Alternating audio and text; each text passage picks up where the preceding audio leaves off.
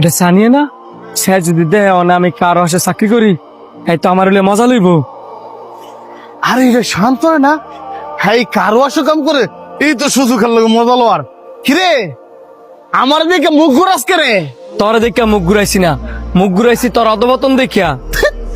অধপতন? কার অধপতন? আমার না তোর? আমি আজকে একটা গাড়ির মালিক আর তুই একটা সামান্য কারো আসার মধ্যে কাম করস। তুই কি গাড়ি ঠিক করাবার লেগাইছস না আমার অপমান করবার লেগাইছস? স্কুল জীবনে তো কম অপমান করছস না, ক্লাসের ফার্স্ট বয় আসছিলি দেখা। শোন, ক্লাসের ফার্স্ট বয় হইলেও সফলতা অর্জন করা যায় না। সব হচ্ছে আমার কপালের দোষ। কপালের দোষ দিস না, সব হল যে পরিশ্রম।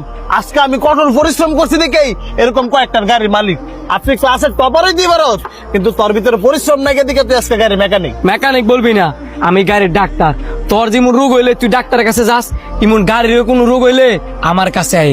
এখনো যাস কথা এক গায়ে থাকছি, কথা না কইয়া কাজে মন দে। গাড়িটা তাড়াতাড়ি ওয়াশ কর, আমার একটা জরুরি মিটিং আছে। দে দে। নে ধর, 300 টাকা তোর কাজের আর 200 টাকা তোর বকশিস।